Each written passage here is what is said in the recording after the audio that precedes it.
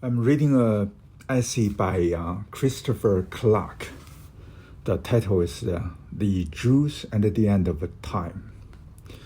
This is the text of a keynote I presented at the Oxford Seminar in Advanced Jewish Studies for a conference called Jews, Liberalism, Anti-Semitism, the Dialectics of Inclusion, 1780 to 1950. Nearly 30 years ago, I arrived in Berlin, where I intended to study for a doctorate at the Free University. Things didn't quite turn out as planned. The professor I had intended to work with suddenly disappeared. The question arose as to whether my lowly Australian honors degree has adequate preparation for the rigors of a German doctoral research. After an epic exchange of correspondence between the examination office and the Dean of Humanities at the Free University on the one hand, and the permanent conference of the Ministers of Culture in Bonn on the other, this question was answered in the negative. But by then, I had received an offer from Cambridge. None of the tenured professors on the faculty seemed interested in supervising or even meeting me. The seminars I audited, were hugely oversubscribed. During dull moments, I amused myself by reading the scrolls of graffiti on the walls. Quote, "Fire and flames for this state," end quote. Quote, "Destroy what destroys you," quote. Quote, "Please equals to SA/SS," end quote. Lectures were frequently interrupted by heckling, student strikes, demonstrations, and, on one occasion, by the bombing of one professor's BMW in the car park next to the Friedrich Munich Institute. It was a suitably apocalyptic environment in which to start the train of thought that would ultimately lead to the paper I'm presenting this evening.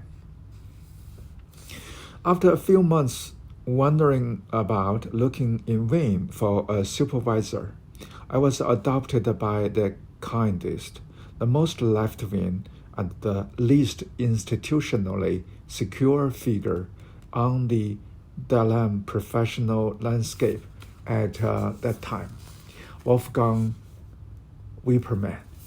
Wolfgang and I agreed that I would work on the Pietist mission to the Jews that had operated from Halle in the 18th century.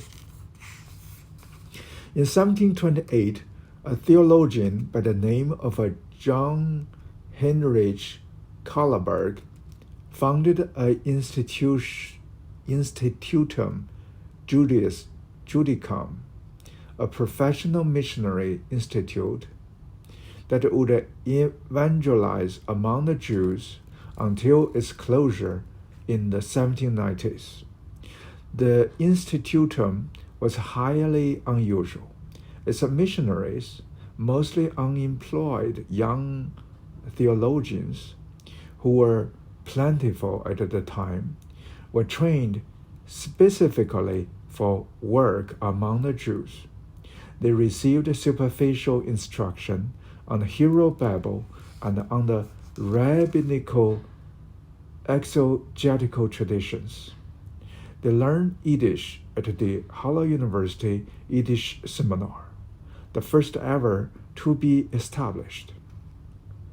They used a special missionary dictionary edited by Kallenberg specifically to meet the needs of working missionaries. The dictionary was supposed to help working missionaries circumvent potentially awkward situations. Kallenberg translated the key phrase, quote, convert to Christianity, end quote. For example, with the phrase, quote, to gather oneself under the wings of the Skechina, end quote.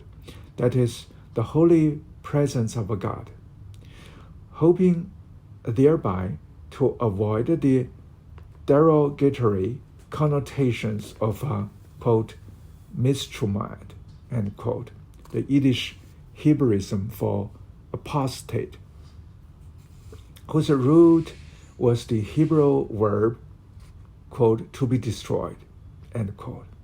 Fortunately for me, the Institutum also produced a rich archive and a remarkable periodical bulletin of its activities, in which the diaries and letters of missionaries were juxtaposed with homilies, letters from pious supporters of the mission, edifying conversation narratives, and long lists of donors and their donations. From the beginning, the missionaries trained there were taught to see the Jews not simply as a religious but also as a social group sharing certain common features and formative experiences. In this respect, the Institutum reflected the social ethics of Pietism. The Pietists, reformers within late 17th and early 18th century German Lutheranism, were interested in social amelioration. When the Institutum Judicum was founded to evangelize the Jews, it operated from the premises of the Frankische Stiftung, a complex of enterprises comprising an orphanage, several highly successful schools, a range of small manufactories, an extremely lively publishing house, and a thriving pharmaceuticals business that exported its products as far afield as Russia and the Ottoman Empire. Pietist social ethics embraced work as a sacred calling with the power to facilitate spiritual regeneration. In the Hell Orphanage, religious instruction was coupled with training in a range of crafts. Idleness was seen as an existential threat.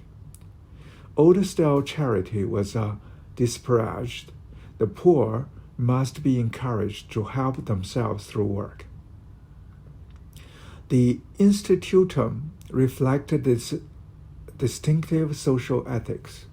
Its director, Johann Heinrich Kallenberg, took the view that the objectives of a proper Judean mission must extend beyond more instructions in Christian doctrine. It must aim to secure a permanent change in the life and the behavior of converts. The Institutum thus became known for its unusually rigorous handling of applicants for baptism. It became the norm to supplement the doctrinal instruction of catechumens with advice on how to find gainful employment, so that the converting Jews might be liberated in this way from the misery of a life of directionless wandering.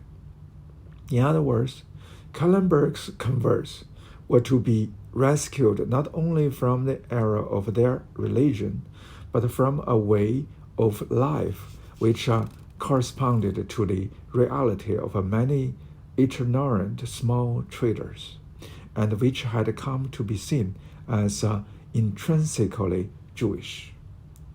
What drove these efforts? Why did anyone think it was their will to take part in such work or to support it financially, as thousands of donors appeared happy to do? It was not as if the mission among the Jews could boast of success in numerical terms. They made the most of their few converts, but the missionaries themselves acknowledged, as one 19th century missionary put it, that the mission to Israel was a harvest of tears. To put it into 21st century UK academic terms, they scored low on impact. So what was driving it all? The answer lay in the hope that in facilitating the conversion of Jews, the mission was expediting the furtherance of a divine plan for the future completion of Christianity's history in the world. The Locus Coeruleus was a passage by Philip Jacob Spener, one of the founding fathers of German Pietism, a movement for reform within Lutheranism. It comes from a short treatise with the title Pia Deseria, or Heartfelt Longing for a God-willed Improvement of the True Evangelical Church. Quote, if we look at Holy Scripture, we need not doubt that God has promised a better state of the church on earth. We have, above all, the heartfelt prophecy of St. Paul and the mystery revealed to him. Romans 11:25-26, and how Israel shall become blessed after the fullness of the heathens shall be gone in, so that a great part, if not all, of the stubborn Jews shall be converted to the Lord. End quote. These words take us straight to the heart of the subject matter of this lecture, the strangely intimate relationship between the Jews and the end of days. What struck me about this passage when I first encountered it was its convoluted logic. The promise of a Christian improvement was folded into a mystery. Even Paul acknowledged that it was a mystery concerning the future salvation of a great part of the Jews. Spener wrote Pia Desideria while he was a senior church official in Frankfurt. The book was originally published as the preface to his edition of a text by the spiritualist Johann Arndt. Its chief concern was the prehistoric future of the Christian church on earth and the scriptural foundations for the anticipation of better times. Yet, although the essay did not concern itself with the Jews as such, they were repeatedly adduced as evidence for Spener's argument about the present and the future of the Christian church on earth. Spencer characterized the continuing failure of the Jews to convert not as a function of their stubbornness or perversity, but as a consequence of the evils afflicting contemporary Christianity. From the Jewish viewpoint, he suggested, it must surely be impossible to believe that the Christians really hold Christ for a true God, since they were so patently uninterested in following his commands. This naturally strengthened them in their unbelief.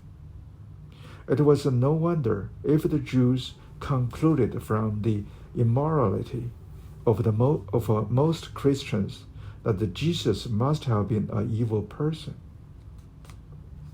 What was distinctive about Spener's approach was the connection he drew in his writings between the conversion problem and the issue of church reform. The persistence of the Jews in their Jewishness was something caused by Christian misbehavior. A curious circular causality was thus established. The palace state of the Christian churches was the cause of Jewish unbelief, while at the same time the promised restoration of the Jews was the only guarantee that the Christian churches would ever find a way out of their current malaise. Precisely from this causal nexus arose the missionary imperative that would later animate Hellopatism. To Spener, it seemed that Christendom was morally responsible for the fate of the Jews. The failure of Christians to rise to this challenge, he warned, would incur a great punishment for our spiritual negligence. The evangelization of Jews was thus an essential Christian task. At various points in his theological works and pastoral correspondence, Spener offered guidelines on how this could best be achieved. He argued, for example, that a very specialized conversionary text would be necessary if the Jews were to be introduced to Christian truth. He suggested that preachers who planned to approach Jews with a missionary intent prepare themselves thoroughly by reading authors such as Johann Christopher Wangesel, who was known for a premier of a Jew conversion, though also for a tendentious compendium of alleged Jewish errors and blasphemies, bearing the intimidating title Tela Ignea Standa, Fiery Darts of Satan, 1681. Spener acknowledged an obligation on the part of all Christians to bear witness to their faith through their just and gentle conduct in dealing with Jews. But he stressed that a specialized knowledge would be necessary for the actual work of conversion. The universities should be encouraged to offer more training in Oriental languages. Spener placed the mission to Israel close to the center of the Protestant of a relationship with God. The mission was urgent because God's honors was at stake. It was a matter of making amends for the history of human ingratitude in the face of God's grace and favor. In this way, Spener made the conversion of the Jews the keystone in the arch of revealed Christian truth. If God's word falls, he wrote, the whole true and correct religion falls simultaneously. If the latter falls, no one can achieve grace. At least as striking as Spener's integration of a prophecy with a practical program of church reform was his attentiveness to the sociological dimension of the conversion problematic. If it were to be successful, he argued, any Christian approach to the Jews would have to be sensitive to the social and economic predicament of the Jewish minority. It was not sufficient merely to expose Jews to the Word of God. Instead, one should consider ways of eliminating the societal obstacles to a mass conversion of the Jews. Quote, if the Jews could be brought as a whole to a different way of life from that of trading and peddling which feeds them nowadays, Spencer wrote in early 1680s, I would be in favor of such a step, for this way of life requires that the mind be preoccupied with a constant virus, so that they can hardly afford the leisure of scrutinizing themselves. End quote. Let me stop here, and we'll read next.